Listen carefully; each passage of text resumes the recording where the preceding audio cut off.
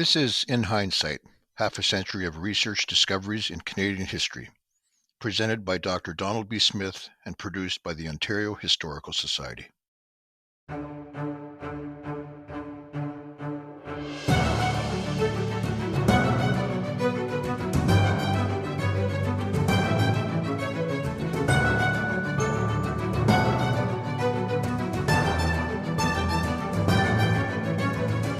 Great pleasure to speak today in episode 12 about a very outstanding First Nations family, the Steinhauer family. The central figure is Henry B. Steinhauer. He was born about 1820. His real name is Shahwahnegezhik. He is an Ojibwe or Anishinaabe, First Nations person, and he was born in the Lake Simcoe area, north of Toronto, and grew up there. His father died when he was young, and so this young, I'll use the word Ojibwe for today.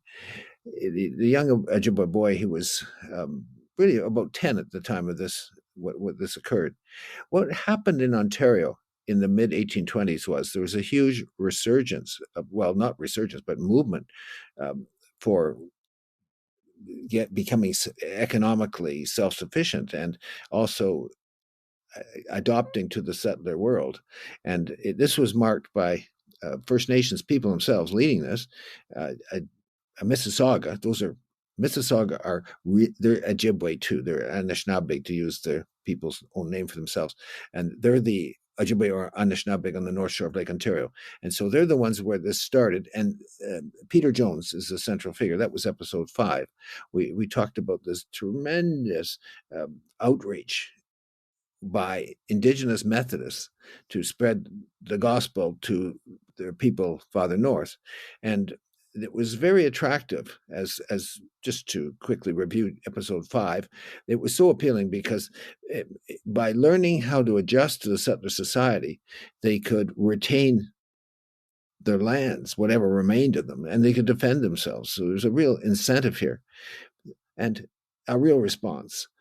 And it's this group that's up in Lake Simcoe in 1820, Peter Jones and other Indigenous preachers with William Case. He was a missionary superintendent, and they had a huge, big camp meeting, a big meeting in which a lot of First Nations people attended, actually several hundred.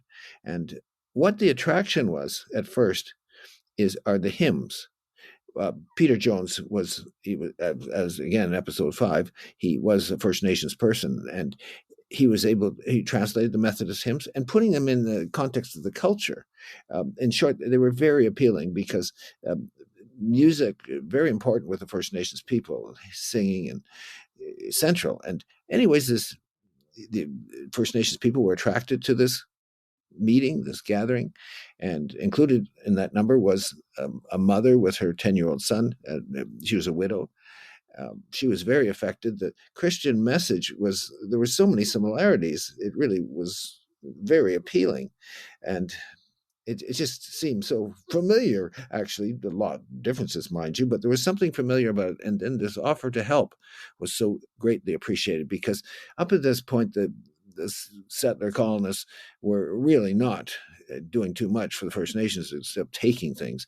And here was an outreach that was offering them something, and there was something very appealing in the values. And so a number of First Nations people converted to the message of these Indigenous Christians, one of which was the young boy's mother. And when William Case asked the boy and asked his mother if that would be okay if he went to mission school, yes, by all means. And so after the meeting, William Case took him into his own home. A number of children were as well. In his home, they stayed there at the mission, and then they went to school. Now, give me his Shahwahnegezhik. My goodness, I'm getting ahead of the story. Was very good. He was a very sharp young man and did really well. He had a grounding, very much so, in his own culture. There is no question of that. His grandfather was a religious leader, and Shahwahnegezhik recalled much later how he used to call the family together at certain seasons of the year previous to his feast, which he had annually made to the four gods of the four winds. That's a direct quote from Shahwahnegezhik. And so he had that background. At the same time, he wanted to adjust, well, and certainly his mother was in favor of this too, to the settler colonists so that they could protect themselves. And here there's people, there's Indigenous people, they're saying many of the values are identical. There are differences, there's no question of it, but there's something appealing with it. So the young boy went into this with open mind, and he did very well. And it was totally different. I mean, going to this school is like going to boot camp because it's so regimented. However, I must too, at this point out that a lot of my insight into this Shahwahnegezhik, it comes from Isaac Mamamdissa. He was a South African historian who I met, well, sounds distant now, 40 years ago. He was doing his PhD in Canada. And Isaac, I met him several times. I know his PhD thesis.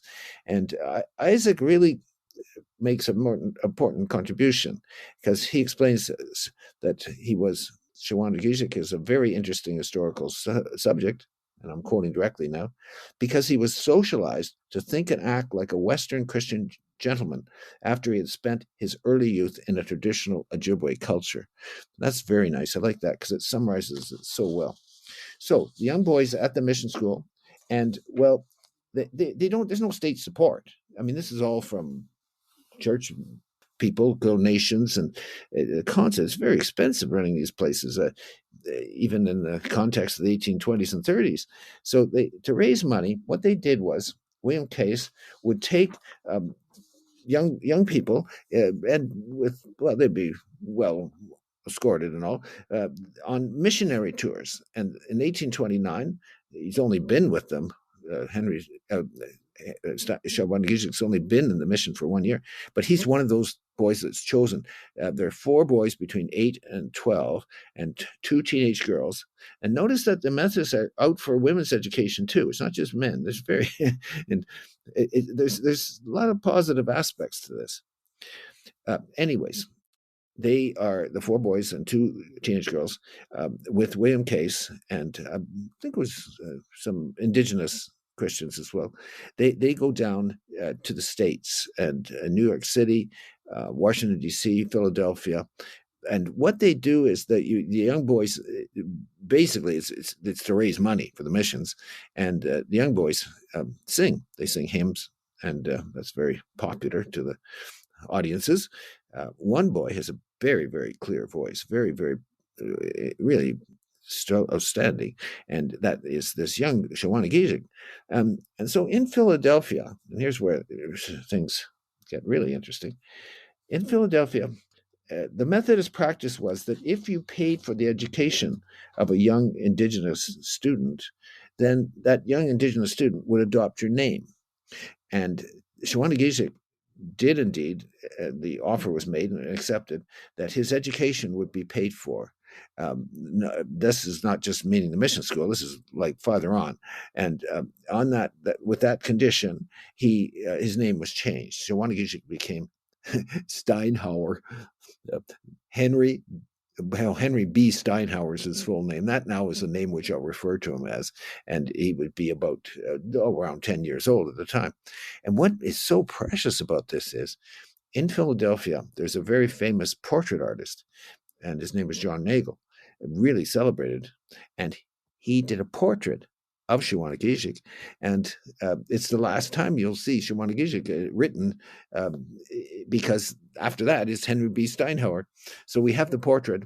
It's actually now at Glenbow, the Glenbow Museum in Calgary, which is fantastic. It was a work of art, and the fact that it's Henry B. Steinhauer is even extra.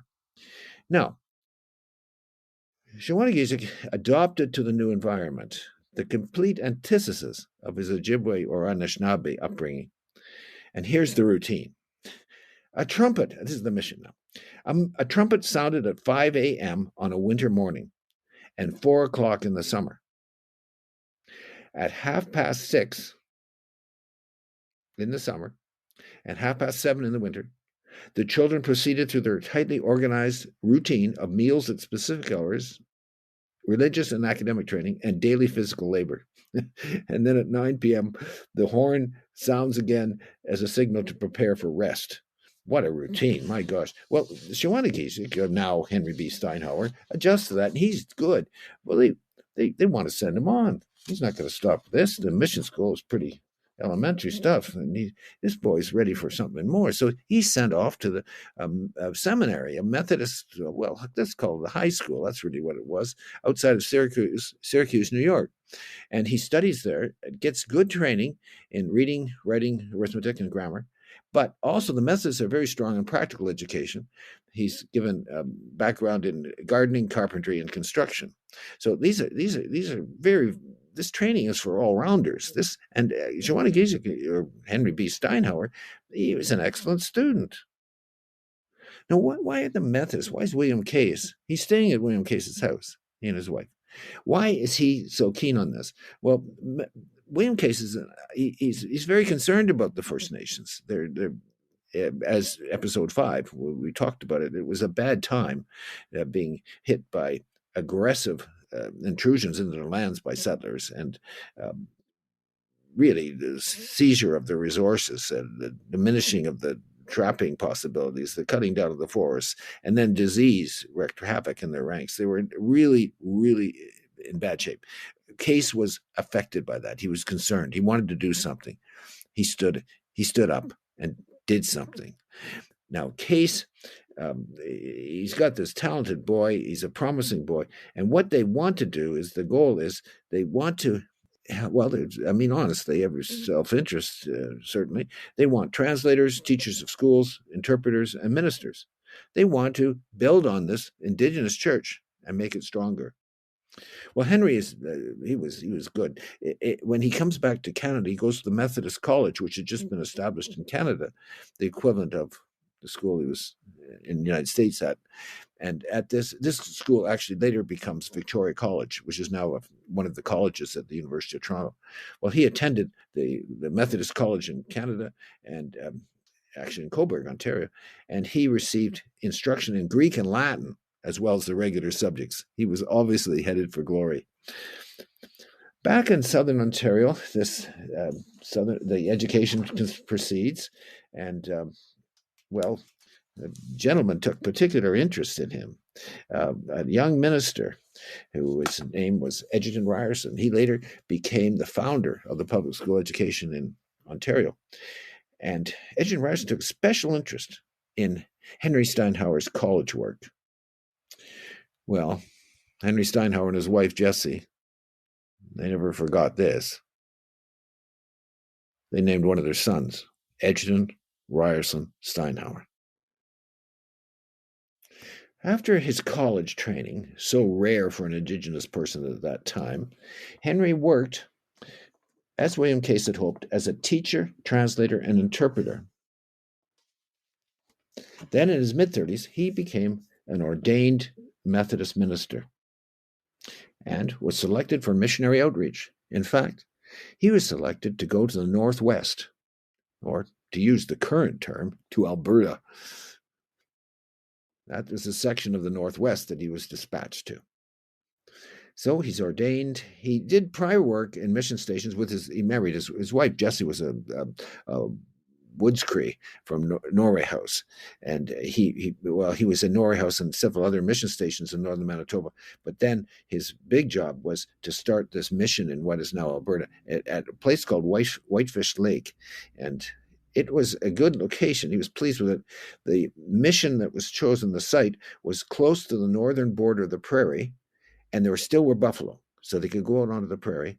And secondly, they were just beyond the reach of the Blackfoot raiders. The Blackfoot were the Crees, long-standing hostility between those two groups, and Whitefish Lake was just beyond the Blackfoot reach. So that was another good reason for it. Oh, finally, the soil was good. And even more so, there was good fishing in the lake. Whitefish Lake tells you that. Well, Henry Steinhauer, he knew what was coming up next. The Northwest was, well, there wasn't a railroad. It was tough to get out there. I mean, it wasn't even treaties yet. So, but he knew they'd follow, and the First Nations population would be unbelievably outnumbered by non-Indigenous people in short order, just as it had been in Southern Ontario. The answer was, Henry B. Steinhauer firmly believed, it's what he'd seen in Ontario, or Upper Canada, as it was then called. He'd seen what the Indigenous Christians had done. They'd worked towards economic self-sufficiency against terrific obstacles. And that's what they set out to do at Whitefish Lake. Well, on the religious side, he stressed the similarities between Cree religious beliefs and Christianity. That was the religious sector. On the economic, he pressed the need for self-sufficiency and farming. And Whitefish Lake is the first farming community in what is now Alberta. And they succeeded. Amazing determination. Amazing, really, truly. It was a success. One of the reasons being, well, of course, Henry B. Steinhauer and his wife Jessie were incredible. But more than that is the chief of Whitefish Lake, and his name was Pacan. It's better pronunciation. And Pacan was very much in support of all this. And he valued Henry Steinhauer, who was his advisor on Treaty 6, which was the treaty signed in 1876 by which the present-day central Saskatchewan and Alberta were, that was the treaty for that area. Pacan endorsed his minister's message of good schools, economic development, secure title to their land, and the importance of self-government. These people had become Christian. That did not in any way mean they ceased to be First Nations. They were First Nations Christians. Okay, we reached the point where entry of a young, well, she wasn't, I couldn't say young because she was in her mid-30s, mature, very capable school teacher, and well-trained, and really had worked in mission schools in Ontario.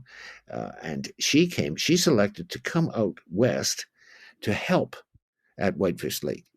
It was an arduous journey. There was no railway. It was unbelievably complex, but she did it. And she came out, mind you, she had a role model for her religious enthusiasm. That was her younger sister, Lottie, and Elizabeth Barrett once said that Lottie had read through the entire Old and New Testament, cover to cover, 15 times. So believe you me, these people they're very, very keen Methodists. But there's more to it. Don't be deceived. She's a very smart woman. And she sized up the situation. She stayed with the Steinhauers, and she started, the school was just put into high gear. And she very quickly realizes that they're not going to go anywhere unless she learns Cree. So she applies herself to it and is teaching how to write Cree with the Roman alphabet within a year, and is using Cree. And the First Nations people, the Whitefish Lake Cree, are delighted by her attitude. In fact, this is very precious, because the real problem with Indigenous history is written records, because there's so few of them. The cultures are oral. And that's why Indigenous studies is absolutely crucially important. And that gives you access to the oral traditions. Someone like me, an Indigenous scholar, I don't have that access. And anyways, what I do have, those written records. And here we're so blessed because I just by chance found this. It's in 1886. This is about 10 years after Elizabeth Barrett was at Whitefish. And Chief Pacan makes a statement. He says how good she was. I want to read it to you because it's so powerful. Because once again, just remember, this is very, very tough to get citations like this. But he was so grateful. He taught the students in the school to read in the Roman alphabet in Cree, and learned the language herself. They saw the students making rapid progress in mathematics and other school subjects that she had introduced, and that was very impressive. And Chief Pacan remembered that. He recalled her 2 years at Whitefish, nearly a decade later. Here's the direct quote. Oh, thank heavens I found this. Here we go. We often talk about her in our camps and about the good she did for us. Our children loved her for all the acts of kindness she did for them, and our women looked upon her with affection. What a tribute. A remarkable woman. When she showed up, she told Henry and Jesse, he said, I'm going to train. The two middle boys were ideal. They were teenagers, just the right time for this big educational push. She told Henry and Jesse, I'm going to prepare these boys to enter college. Extraordinary. In Ontario. And she did. Really. Well, she did her best, and was there 2 years, and all's going well. But eventually, it's time for she moves to another mission. Eventually, Stoney Nakoda at Morley, outside of Calgary, 50 kilometers west of Calgary. But that's the important point is that Robert and Edgerton, these teenage boys, were ready to go, and they went. I mean, they ride by the railway. They go to Winnipeg by horseback, really, or I mean, it's all a real huge adventure, but they do it, and then eventually after that they get to Cobourg, which is where the college is, and they enter there. Now the problem for Edgerton was that his dad notified him shortly after his arrival. He did the equivalent of high school in Cobourg very quickly. He was well trained, but he had to go back to Whitefish because there was a desperate need for a teacher, and he did it.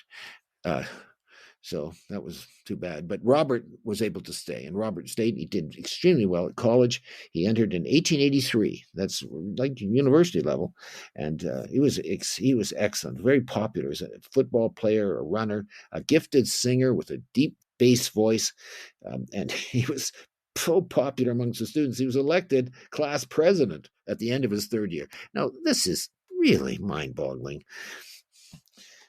Thanks to Elizabeth Barrett, this young man would go all the way. Poor. And Edgerton got a good start in life too. Eventually, Edgerton would become an ordained minister too. He studied theology and was ordained in the Methodist Church. And Robert did too after his BA. So, Robert, he's a very proud First Nations person. He does an essay for the college magazine, Acta Victoriana, in which he points out the Western First Nations disappointments with the treaties and asks for better treatment. Robert would stay consciously on the side of Native rights, and in fact, 30 years later, he would be an interpreter for a new pan-Indian political organization, the League of Indians of Canada, and that is an episode in the old-fashioned radio series, which will come up in a short while. But so I mean, his heart's there. He's for Indigenous rights, and he keeps at it. And he's got a BA now, and he becomes a missionary, a minister, and goes into the mission work. Wants to spread this word to others. Serves in a number of Western missions, and Edgerton becomes a minister too. He also does the same. Now we're going to fast track to now. Robert was so good they wouldn't let him retire. He stayed in the harness to his death in 1941. His last posting was Saddle Lake, which is near St. Paul, Alberta. But anyways, what we are blessed with, again, it's just serendipity. I mean, happenstance, good luck, whatever you want to call it. And Ralph Steinhauer, who became the first Indigenous lieutenant governor of Alberta, 1974-1979, Ralph Steinhauer he knew his uncles. He knew his uncles quite well. He was just as a young man. And he gave an historical talk in Edmonton in 1955. Robert had died in 1941. Edgerton had died in the early 1930s. So they weren't around. But Ralph remembered their stories and what they were all about. And in a talk at the Historical Society of Alberta in 1955, he recalled them. Now, great. How do I know about this? Well, I'm sure lucky on this one. My good friend Hugh Dempsey, who is also, he's been mentioned in episodes till now, but he will be the subject of a special episode coming up. Hugh Dempsey was there, a young man. He's what would he be? He's 26. But he loved First Nations history, Indigenous affairs, and history in general. He was there and he took notes. And Hugh, gentleman that he was, shared them with me 10 years ago or so. So I'm able now to go inside the minds of Robert and Edgerton, thanks to these notes taken in 1955. This is so friggin' unique. It's wonderful. So here we go. Ralph listened and heard and wrote what he learned. And Edgerton was the one that he wrote. Robert was very forthcoming and lots of good information, but Edgerton was really said a little bit more. The respected Cree minister, now quoting what Edgerton told the audience and Hugh recorded, he told young people, he would always tell them the importance of sports. Edgerton said, "Never let yourself think that you are not as good as the white man." Edgerton also challenged the young people and planted seeds of ambition. Quote, this is from Hugh's notes, of Edgerton saying, "If your people don't perk up and follow the white man's way in business, you'll find yourself left out in the cold. Can't you become doctors, lawyers, or businessmen? Well, of course you could." That's Edgerton's message. Edgerton also revealed something of his inner self to his great-nephew. He stressed, that's Ralph, he stressed to him the amazing similarity between Christian teachings and native beliefs. The two people shared similar spiritual concepts. Speaking of the Sundance, and this is an ordained minister, this Indigenous man told Ralph, quote, of the Sundance, "There was a bit of torture there, but it was no worse than training for the commandos. They also had the ceremonial dances. There was a good deal of paganism, whooping and hollering, but you know, I'm still an Indian. Actually, I can't say too much against it. There were some great prayers said, heartfelt and sincere." The Sundance was a form of worship. Edgerton saw no contradiction in the fact that he identified himself as both Christian and Cree. Okay. Reginald dies, Robert still at the mission, and in 1937 gets a great honor, a high honor from his church. He was invited to go to Victoria.